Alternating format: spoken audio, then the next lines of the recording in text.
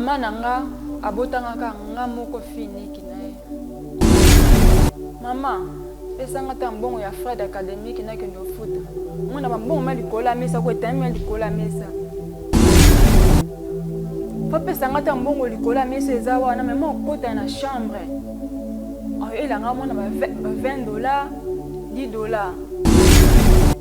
Mbongo vraiment yango yo. Elle a $20 na futa na frais académique. Maman n'a qui parle te. Asungola nga pa famille ya papa na ngai. Bango ne ba ki pa ngai. Bonne ba za ka soin na nga na frais académique na nga ko lata na nga ko lia na makamutu. Yango sundola nga kuno da fumia papa na nga maman kipa kanga te pona loko yo maman. Oze loko. Bango. Esa li ote nga mona boti yo lefu mwa libumu. Yo ko landela nga makambo na ngate yo za mwana. Oyebi mama oyo. Non ebi te. Oui ngate. Yo. Pardon s'il vous plaît. Yo bete quoi? Oh, empoli ya mwana. Obete epo ni muninga na yo. Mama. Wani makaba so ni ko. Yo ko tala musala tsa telemia. Oyebi soka zana ne kona ka oyebi. Yo yebi. Mama vous êtes ndeni. Ata mama musala tambola na ye. Ngate ka chombo na kelo pesa ba logo akelo chika na ba maison. Yo ko bete bongo te. Oui, esa bongo. Mama kitine mama. Bien sûr na nzoto. Ya wapi? Yo mna ngela si wapi? Bon, mzambo na mabe? Akwa de suite c'est tali yo. Eza problème na yo. Mama.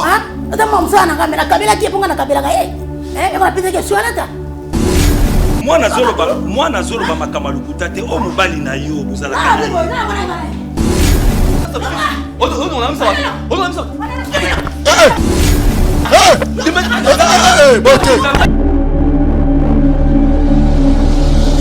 Bravo Jésus Ministry organise 2 jours de prières intenses du 25 au 26 mars 2026 de 8h45 à 14h juste. Sous le thème Remise et reprise. Venez passer des moments forts dans la présence des dieux et expérimenter ces miracles. Ouais, Jésus! Il y a un miracle maintenant. Yes. À travers ses serviteurs, car c'est lui qui est capable de prier et capable de tout. Retrouvons-nous dans la salle polyvalente Atomium, numéro 32, avenue Kapenda, coin Kimbangu, dans la commune de Lubumbashi. Comme orateur, prophète Eric Kassongo, Thomas Fabien Poi, Maman Lydie Moukadi, servante Clarisse Ouechi, venez partager des moments de prière, de délivrance et de guérison avec le Seigneur Jésus-Christ.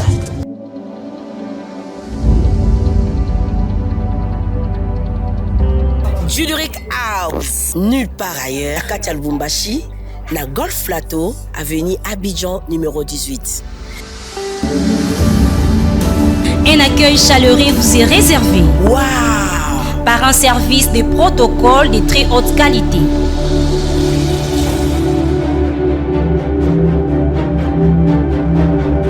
Une salle de fête pour toutes vos manifestations. Le décor vous est bien planté.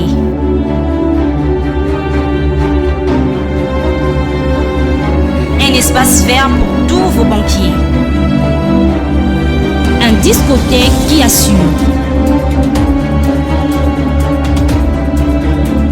Une ambiance totale.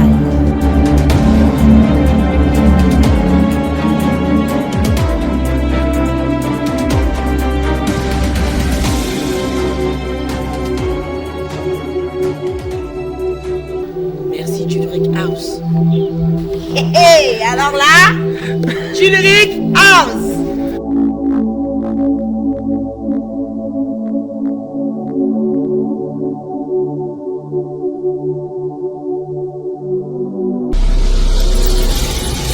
Chaîne Chebiso Télévision, Facebook Chebiso TV, YouTube Chebiso TV, WhatsApp +243 97 35 88 380. Notre adresse, première porte Fikine, village Bracongo, dans la commune de Limete.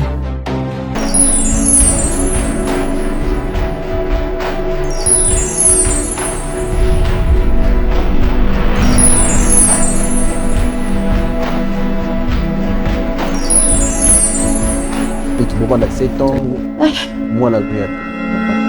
Parce que jamais, ce qui moi, si tout le monde a zobo tate, ndi yango ko tala kebo kabwana. Et là, on y a aussi la mission. Ah, tout ça, la nuit, on a tout ça, on a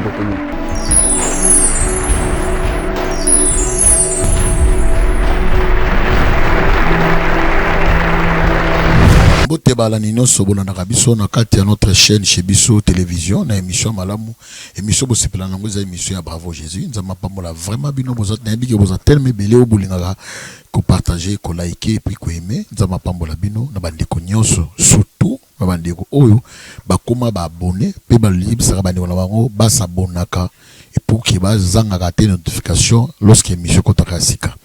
Merci encore une fois na bateau pe ba komisa Bravo Jésus comment au lieu à théâtre, au lieu à biloka ya ba série, mais mieux vaut côté le ko européen sa moto conseil peut ko permettre moto ay banene ko tamala sa mokili ezali émission Bravo Jésus na kati ya notre chaîne ya Biso télévision. Merci dans notre DG na kombo ya papa Chiri Mukadi, merci à Malidi Mukadi, merci à tout le monde ba onyoso équipe costonio sur Biso télévision, Nzama Pambola, Deya Ileliash, caméraman Dani Monzo, Zara, Nzoïba, depuis Israël Mbonzo, tout le monde, ingénieur Guy, Natierel Mwanza, tout le monde, Nzamba Pambola Bino, vraiment à Koleka, Mingi.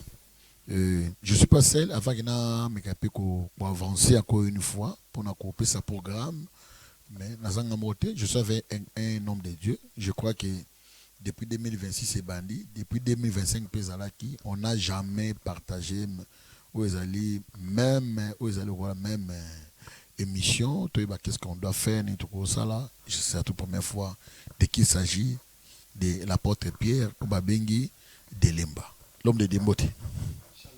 Shalom, un grand homme. Santé. Et par la grâce de Dieu, Nzamba Biso, on est là, toujours na katia musala na Nzamba. Na katia musala na Nzamba. Likambu ya Lubumbashi. Oui, likambu ya Lubumbashi ezali je dirais voyage moko missionnaire. Où est très important pour na batoto ya Katanga. Où nous sommes dans biso na moment oyo parce que archi anza méthode déplacé. Ezo longwa Kinshasa, ezo na Lubumbashi. Vraiment. Donc je pense que Nzambe ya Bravo Jésus à cause d'un rendez-vous na ba famille belé ou ba na ba problème. C'est de là qu'il n'a profité ko yebisa ba ndeko nyonso ba na Lubumbashi ou ba na ba problème, ba difficulté. On a besoin de solutions, des années. Je connais les dieux de Bravo Jésus. Amen. Le prophète Eric a tout ça là.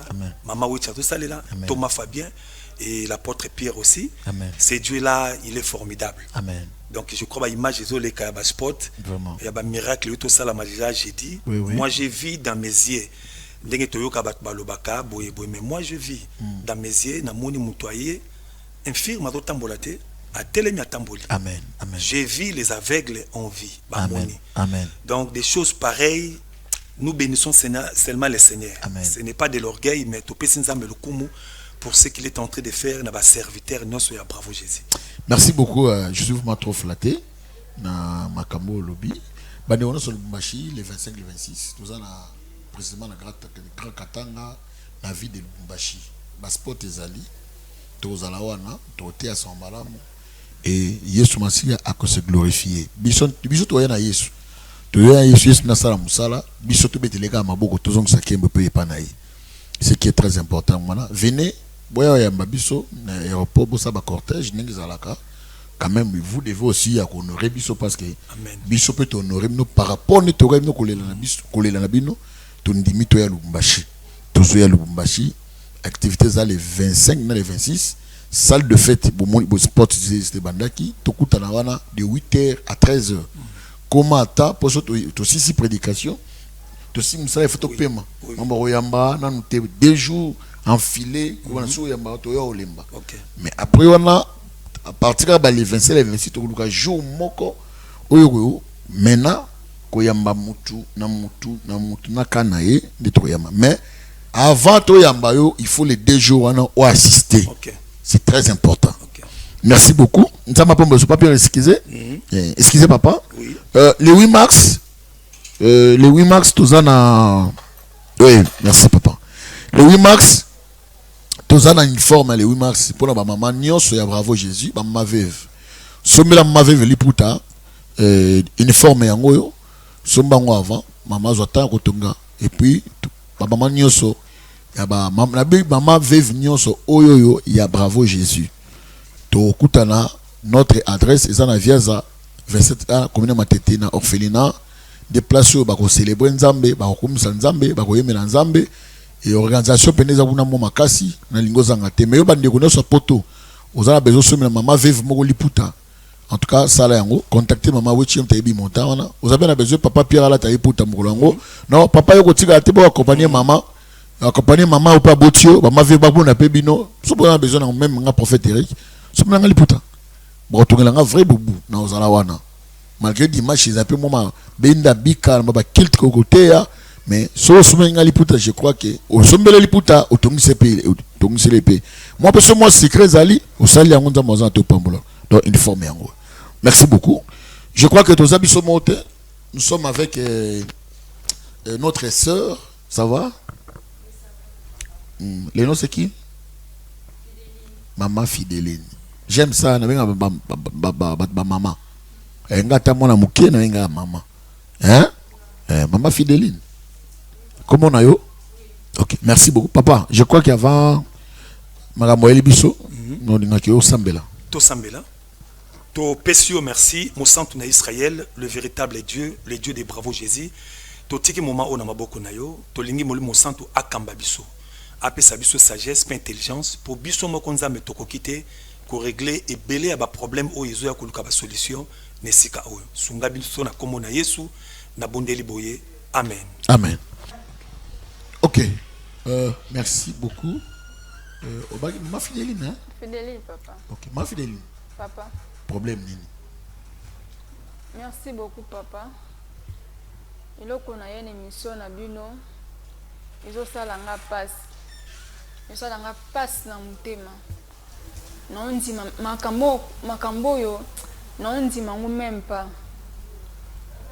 mama nanga abotangaka nga moko finiki na ye aza femme commerçante mama nangai akipanga na eloko moko te soki aye parfois afandaka na flat mais soki aye abenganga nakendaka kuna so nake kuna mona okute na bakamaradi na ye bazomela mama pesanga ta mbongo ya frais d'académique nakende ofuta mona bambongo ma likolo ya mesa ko etami ya likolo ya mesa fa pesanga ta mbongo likolo ya mesa eza wana mais mo okota na chambre oyo elanga mona ba $20 $10 ah mama mbongo vraiment yango oyo oyelanga $20 na futa na frais académique mama nanga kipanga te asunolanga pa famille ya papa na ngai bango nde bakipa ngai bango nde bazwaka soin na nga na frais académique na nga kolata na nga kolia na makambo tu me papa na nga mama na nga asalanga eloko moko te yango nayepa na bino basala nzambe botrouver nga solution eloko ezolekela ngai ti siko nazokama eloko oyo nazolala te koba mama na ngai abimaka na camarade ya fiancé na ngai maman na bino abimaka na camarade ya fiancé nande nini oui papa makamni ozoloba maman est-ce que omona nonu kilo likambo ozoloba papa naza mwana mokete naza deya mokolo nakuta na ya mbala ya liboso nakuta mwana mobali wana azobima na chambre ya mama na flat na esui linga nanu natali ye nabi Aristote yo na chambre ya mama na nga na esui oye koluka nini bana atiaki mutu na sazo répondre na eloko moko te nazo comprendre place wana te soit bayembale basalaka baaffaire soit aza fiancé ne bo papa personne na comprendre vraiment te mais ngana nazomona makambo nekendele boye c'est que camarade ya mobali na nga wana seke abima na mama na nga ndenge momoneli c'est Oui. c'est pas so que maman camarade ya fiancé na yo na maman basala ba faire bayebaneli wapi parce que si bayebana depuis kala ah papa wana na ndimi te mais façon nga nazomona panga naza mokolo te na tuni poto ba faire c'est bayebana depuis kala bon camarade mobali na sala na vie papa asalaka eloko te bosko ya koma moto ba faire ni tasara eloko mote ah papa yango nezolekela ngai mpo nazomona ye na mutuka moko otambola yango ya chere nano ta mutuka wana nga tomataka mutuka tokende na tiba nkole tokende bakapela papa komela na mutuka wana yo po melaka ok très bien ok papa nga mpe namelaka nazotanomi ah ezo mobali nanga papa Aristote mutuka oyo akomi nango boye ndenge nini ntango moto azalaki kutu bilamba nazokabele bilamba mapapa ozokabele me te ndenge akomi lokola mona jika moko boye papa ezolekela nga ti siko nzokande siko ntango fiancé na ngai ayokoyebisa ngai ke oyebi te ke Aristote akoma kobima na mare moko boye mare wana kutu aza nanu mare commerçante nami ah siko naye kofanda konse kozonga to ebisinga makambo wana bi seke me eza ya solo ke Aristote abima na mama na ngai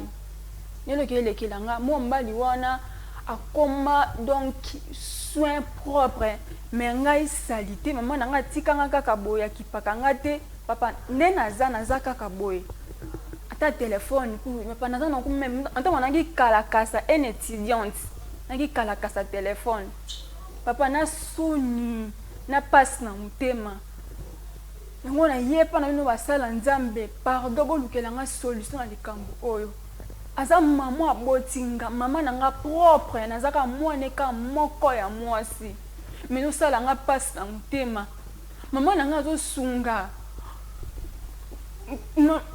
camarade ya mobali na ngai menga mama na nga azosunga nga te mama na nga obebisa bambongo baba camarade ne bafani bazomela papa menga mama na nga sungola nga okipenga te mama na nga ozwa soin na nga te bolukela nga solution pardon po bwe na okoka te d'accord maman divine et fidèle plutôt je pense que tu as dit malade mon tout quand il koloba te mais nga na comprendre yo nga ko koloba te mais na comprendre yo problème no ngo aya liboso maman na sundola yo akipaka ote so yo c'est frère académique okuta mbongo Nicolas Mesa ou appelle ça mbongo wana yazo apesa mbongo eza insuffisant par rapport ya monter ko senga ye papa et puis des deux aussi selon yo wana c'est l'obisauté camarade ya mobali camarade ya fiancé na yo yo kangi na chambre maman la bino selon yo moni ki baza mosta mobali wana ya selon yo okangi combien de fois papa 2 fois déjà yango so ufandisa maman la bino tu na ye o nani to ufandisa déjà kamano mba po tu na o nani so sala ngo déjà papa aza mama na nga nana tante ke na fani nzeke na tune ke mama oyo azana ozana te pona pese quand même respect parce que aza mama abotinga na ata on tuna ete bon Aristote na tune pe na ote mais falo fanta avo ya falo fanta ba mot ko tu na mama aza mama abotio mona liboso la camarade maman na ye peut-être akoyebisa yo et puis il s'agit même il y a koyebisa maman yo ke non moto vivre na ye azali ceux qui camarade ceux qui a fait peut-être gagner ko si la bon yo idée moi te tango yo zo ni ko supposer maman abino na émission pourquoi pour ça qui a monté sans que oya papa façon ngana monela ka mama la ngaso na tunie makambo wana akoboma ngai mais faut pas t'aller nezali mon nom même awa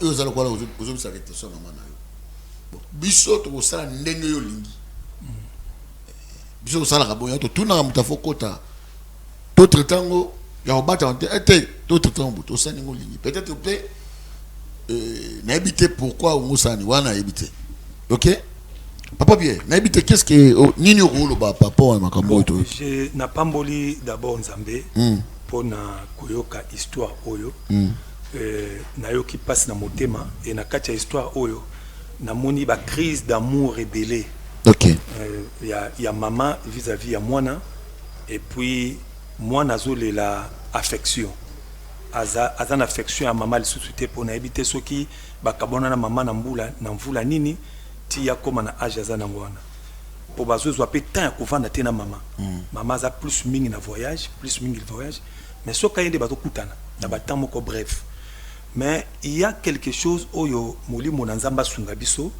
to comprendre yango tango mwana zolo ba soki asengi maman mbongo amona ka mbongo na mesa ebele mais maman kotaka na chambre à cause de les miettes, les sous $20, les sous $10 pendant que yé, azan a besoin pour l'académie naïe.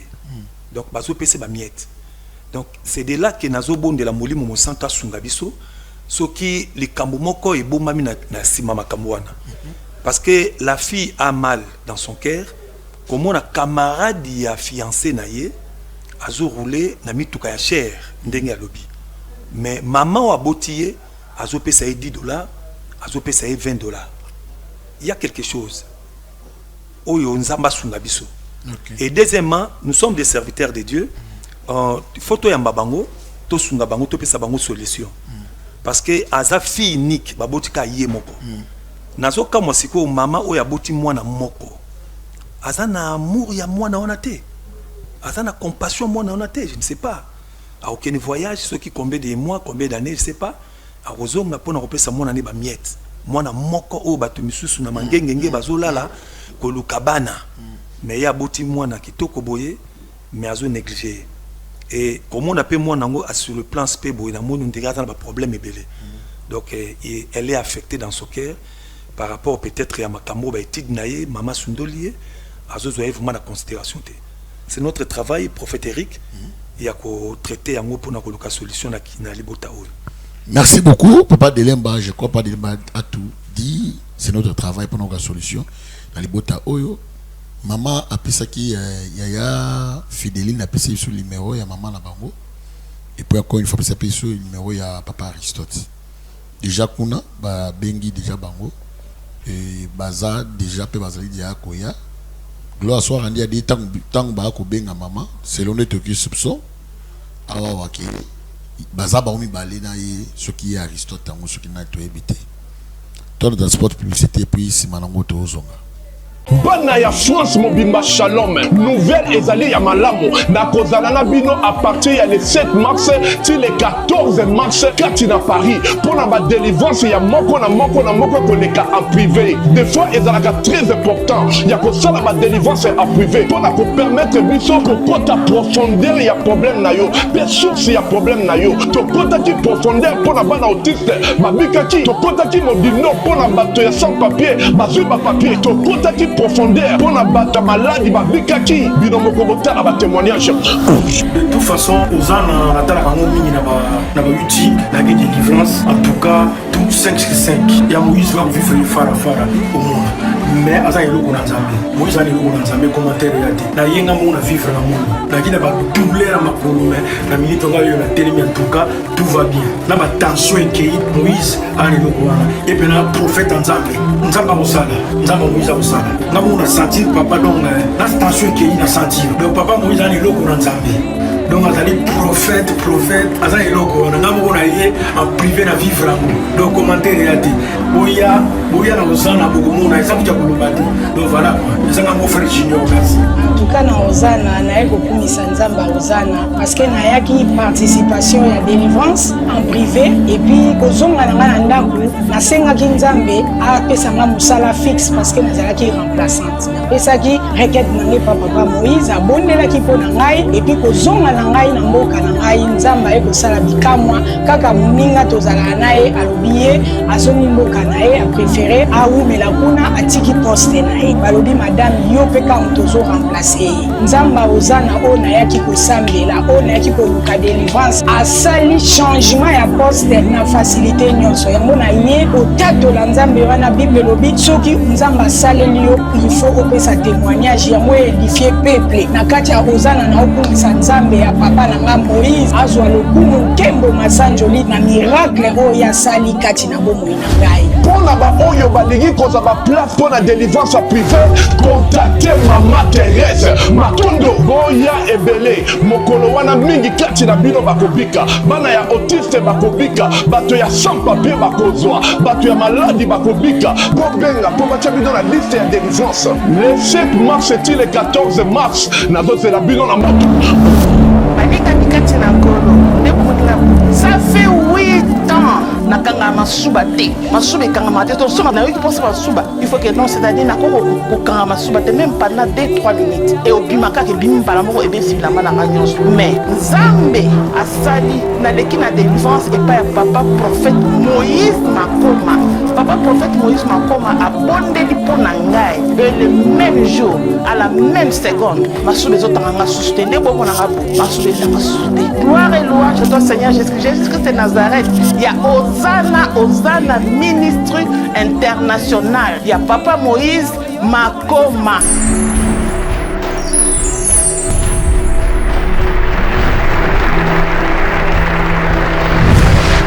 Mbote bana Nzambe nyonso eza ngai wa bino mama Lidi Mukadi na ye kobeta porte ya mwana Nzambe nyonso kolesa baorphelin kolatisa baorphelin ozodefisa Nzambe tango ekokomela ona moma moko ya pasi okoyebisa Nzambe kaniselanga lokola eza parmi bapromese na ye asalaki akozanga te kofongolela yo manimisa ya lola akozanga te kokitisa lobiko na ndako na yo na misala na yo akozanga te kofongolela baporte akozanga te kobukela yo bahotel oyo etongama depuis bomwana kino na ntango oyo okomi na yango molimo mosantu accompagné et touché mwana na Nzambe moko mpona kopense na orphelinat.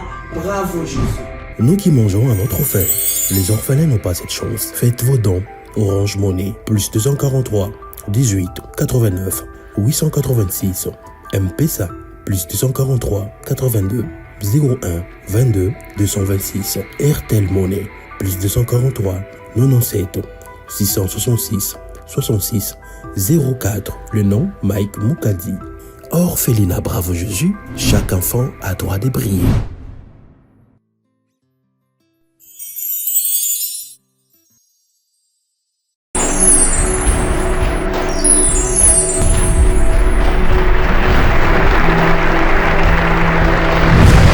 Merci Bande Kolandi. Tout le spot publicitaire Orphelinat Bravo Jésus. P Sport c'est Lubumbashi. Batoto nyoso katanga. Tout beta c'était P Orphelinat Bravo Jésus pour na bana biso. Sunga orphelin. Nzamba ozante opambola yo. Et puis le 8 mars toujours beta c'était les alliés journée internationale ya ba femme mais ba maman nyoso ya Bravo Jésus. En tout cas to bengi bino ya kosumba liputa oyo bomoni pour que kosunga. Vous savez bien makasi to zala wana komela mwa kolia kosambela pe Nzambe parce que ba maman de bazaba maman. Nous devons respecter les femmes. Vraiment là faut respecter. Moi c'est pas ça kana été. Ngai vraiment pour na ngai dans la kana comportement moko na ba chaque fois que mobali abeta moi ça finga moi na balabala na sepela na été. Même s'il y a un problème, boy bani yo fanda bomni yo ya ko solola bocha na seza ka bien. Puis s'il y a un problème, bolo bana bosuka wana pour moi si ana fox ya makasi. Vraiment. Et jour le 8 mars, Nzamba pambola bino. Un jour to fanda awa je crois ba ya mangai na expliquer pourquoi le 8 mars, pourquoi mois de mars, pourquoi moi ça célébrer le 8 mars. Je vais expliquer, il y a beaucoup de révélations, Dieu va se manifester. Maman na bino batali libanda amoni aye na ebité wana za chauffeur toi ni za Aristote mais buba babina nga garçon ngo aza un peu na basuki lokola de ba star balox voilà ye wana na Aristote to chauffeur mama na bino papa ezaye ye wana hein oui papa ezaye ye hein OK merci maman s'il vous plaît offanda pour un peu éviter d'autres problèmes sous yo fanda. Ok. En tout cas, s'il vous plaît, beaucoup de Selanga Bango rapidement. Beaucoup de Selanga Bango. Bote maman. Bote papa. Boni. Bien papa. Ça va? Maman ça bien? Ça va bien papa. Ok. Problème ni papa. Mais la fille. Ah. Osania. Oh, mwana ga mwasiti. Bon na yo. Mwana ga. OK maman. D'accord, pardon. Zona place au fan. Maman zona place au fan. Nini maman? Ozolenga ni papa fan. Maman. Yo. Oh, maman, na miso ba tourbenga mwana yo. Papa ezolekelanga. Aye kusala wani. Na mwana na yo. Mwana nga. Na mbota ka ye moko. Ah, ndio ngoy ba eloni yo sala. Eh. D'accord, oskasi ozo bango. Ozate. Maman, batunit. Maman. Makambo tu yo sala. Yo, makamninga na sala. S'il vous plaît maman. Maman, pardon s'il vous plaît. S'il vous plaît maman. Non maman. Papa le kabo yana lekisanga za mwana na mama mabene miso kabilo te. Makamninga na sala. Yo, na sala kani. Yo na sala kani. Maman, pardon s'il vous plaît. Maman. Yo, ofane papa babino kuna makamninga na sala. Maman, s'il vous plaît. Maman, te papa tika. Tika nga papa. Mwana na sala miso batupona nini? Nasa mama na boti. Yo. Alobini mama. Makamninga na sala. Na sala kani. Na sala kani. Utasundia tata yango mwana ngai makamana linga ngote pona boy. Oza poli. Ana miso batu boy. Mama sala bana ngoto mangenga. Mama fana na. Amatete. Yo, ngana moninga na yo. Yo mama na boti yo. Papa, okokalme mama te. Ngana mama na boti yo. Ngana moninga na yo. Ngana mama ngate. Mama. Ah, yo bitika ngai. Mama fana na. Mama. Tika makama son tika. Zela. Yo almakam yo salaka. Ya bien. Yo est-ce que yo qui m'a ngalo. Na miso batu te. Abana ngaba ngote. Même soit deux fois qui m'a ngabo salaka nyoso. Même soit deux fois au kabela bambongo ya bien. Est-ce que dalié? Oh, bon ya ye. Bon na ngamoko. Maman. Nous allons na kimia, s'il vous plaît. Maman, pardon penza. Pardon. Na yo kiyo papa. Hein? Na yo kiyo. Maman Jika pardon s'il vous plaît. Loba. Maman, na mwa mkete. We mtu afandi wana. Nani? Oza pembeni no wana. Est-ce que tali yo? Ah bon? Yo yoka na maman. Oko agir na yoka. Maman, yango sumbola nga kuno da fumia papa na nga maman okipa kanga te pona loko yo maman. Ose loko. Ose loko. Yo muna te loko. Olingo yeba kama kamunyoso mama salaka. Olingo yeba ngo. Yebi sila nga salaka ngo yebi. Mama. Oyebi tina. Oyebi sila nga salaka loko yebi ngo. Kasi. Mama. Na salaka ngo. Moko sala nga boye. Na salaka ngo. Na salaka ngo. Esali ote nga muna boti yo lefu mwa libumu. Yo kolandela nga makamuna nga te. Yoza mwana. Bosko yo kaiti. Ah bon? Yoza mwana. Oui. Mama. Makambo itali yote. Mama. Makambo vina ngeza yote. Mama. Papa. Yo kana no mwana na yo. Po alobili kambo ya papa oyo azana ngambo. Papa wana. Papa papa. Oyebi mama oyo. Non, nayebi te. Yo. Pardon s'il vous plaît. Yo bete bwani. Maman. Maman pardon. Bete bwani. Papa pesa lo sanga. Pesa sanga. Yo bie. Maman. Bete bwani. Ninga na yo. Yo, empoli ya mwana. Bete bwani muninga na yo. Mama. Mama. Yo kana peso tala musala tsama telemia. Oye bie. Soka zana ne pana nga oye bie. Mais maman, yo peso oye bie. Lo bati. Yo, oye bie. Na yini na. C'est là yo kapenanu. Yo kaini. Yo kaini papa na miso babino. Yo kaini kasit. Autour des questions. Maman, tu ko ganga ko ya soni maman. Ya nini? Na yebi très bien jeune garçon maman. Azala ka yo nini? Aza meilleur mon camarade en bain na ngai nenga za Aristote. Parce que tali yo. Sûr. Et tali yo. Maman. Yo yebi. Mais il a répondu déjà. Na ngai maman. Répondu. Mais bon azan n'est pas na azan kabada mbai no mais yo yebi te tozana ye. Oyebi? Bozani ndeni. So azana na oyebi? Yo yebi? Mama bozani ndeni. Ata mama msana tambola na ye. Ngate ka chombo na kelo pesa ba biloko akelo chika na ba maison. Yo ko bete bongo te? Oui, eza bongo. Eza bongo. Mama kitine mama. Ni sui na nzoto. Ya wapi? Yo mna sui wapi? Ah bon? Muzamo na mabe? Akwa de sui qu'est-ce que tali yo? Eza problème na yo? Mama. Ata mama msana ngame na kabila ki ponga na kabila ga ye. Eko na pete ke sui anata. So na pete sui tali yo? Non, maman. Etali yo? Maman s'il vous plaît. Etali yo? Maman. Maman, ça na pete ke sui wana. Oye bitina. Ko silika no moto no so. O saka na muninga na yo. Mama. Yo ngana muninga na yo. Papa tika ba. Mama. Tika na nganga tika ba.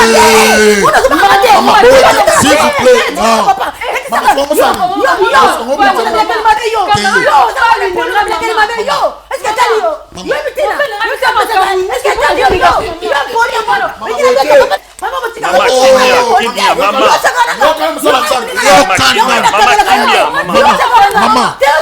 Maman, yoka pe batu. Maman, yoka batu. Maman, yoka batu. Maman, yoka batu. Yoka na pena batu. Kita maman. Kita maman. Kita. Yoka batu. Fana maman. Yoka batu.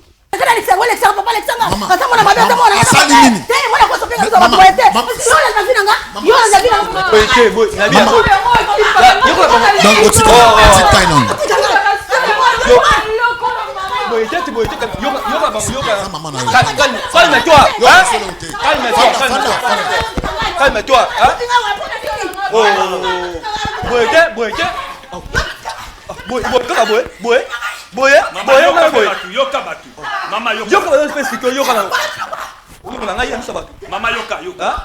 Maman, vous agitez pour nani?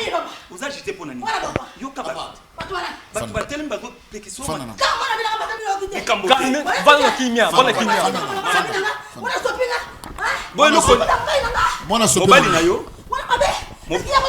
Bon, yoka na lokasi. Mama yoka. Fungola motema, uza motema yoka nanu. Uza motema makasi uza mamati. Mwana zoloba makamalukuta te o mobali na yo bozala kanai. Mama yo za na biloko ya mboka. Osimba biloko ya mboka. Mama, osimba biloko ya mboka. Okanga vi ya mwana mobali oyo. Ozwa ba semence mwana mobali oyo. Osimba yango bombango na moko. Ngaza prophète. Yo kanga vi na ngai? Yo na lesi. No boy do ah bon?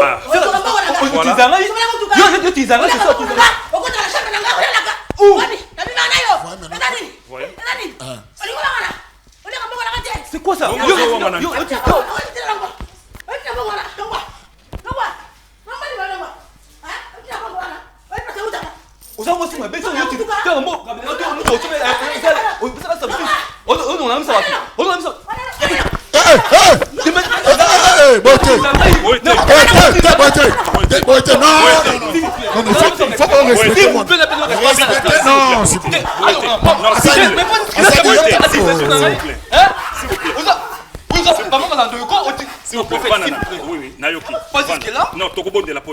S'il vous plaît, papa.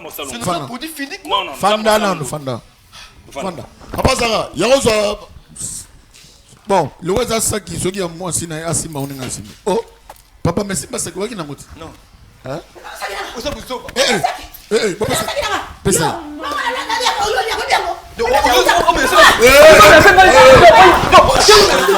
S'il vous plaît. Papa, Binisel. S'il vous plaît. Frère, yoka pena. Frère, yoka. Tokosunga yo. S'il vous plaît. Allons-y. Papa Fanda. Papa Fanda. Papa. Au moni siko ndenge likula kilo koso na bino bokufaka. Yaya. S'il vous plaît. Ilonga la sepeli karate. O respecter mon âme cité. Ta maman bima bombata. Baba tuna ki yube wanganeti. Pas de débat. Na ebité qu'est-ce que on ino golo parce que na ebité. Frère faut so li comme na ebité ça ba construire sa fille. Nzamba kosala ngolu. Prophète Eric. Oui papa. Ka o est très profonde. Vraiment. Il faut aider bana o. Na bureau to solo longo parce que na monde makambo belé likolo na bango. OK. Mais je crois na bureau après to solo bango payer to ko savon na délivrance. OK. Je crois maman merci pour un grand travail au Sali. Nzamba pambola yo de l'homme de dialogue et puis aussi pour des combats. Bandeko, comme na suka notre émission. Pour écouter la Mikolazali Koya, je crois Zaka o le ka awate. Il y a d'autres délivrances pour ceux à Kabozu temps il y a solo là. Nzamba lo pa malabiso. Tokuta Mikolazali Koya, merci beaucoup. Bravo Jésus Ministry organise 2 jours de prières intenses du 25 au 26 mars 2026 de 8h45 à 14h juste. Sous le thème Remise et reprise. Venez passer des moments forts dans la présence des dieux et expérimenter ces miracles. Ouais, Jésus! Il y a un miracle maintenant. Yes. À travers ses serviteurs, car c'est lui qui est capable de prier et capable de tout.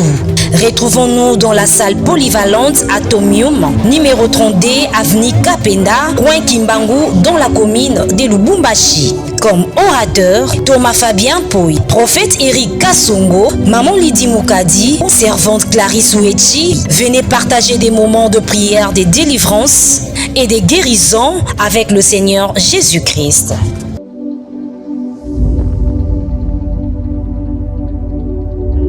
Juduric House, nulle part ailleurs, Katia Lubumbashi, la Golf Plateau, avenue Abidjan, numéro 18.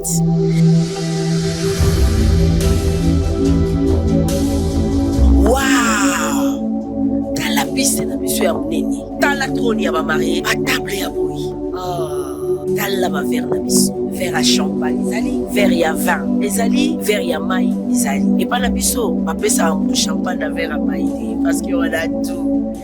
Ah, ma protocole ya boye. Waouh! Voilà l'espace vert na biso.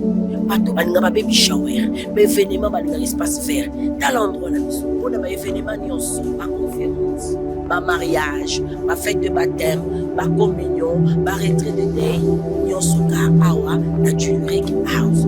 En tout cas, bato ya ki, ba mariage na biso to terme. Parce que tout ça est merci Juduric House. Hey, alors là, Juduric House.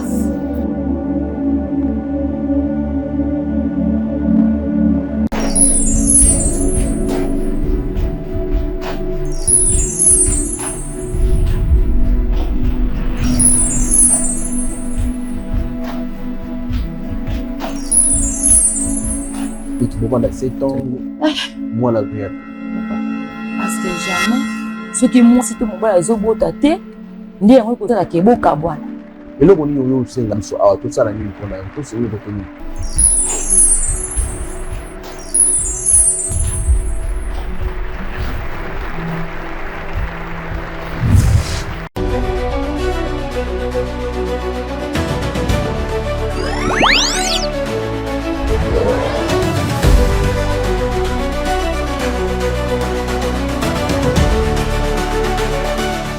Chez Bissot Télévision, la chaîne qui vous ressemble.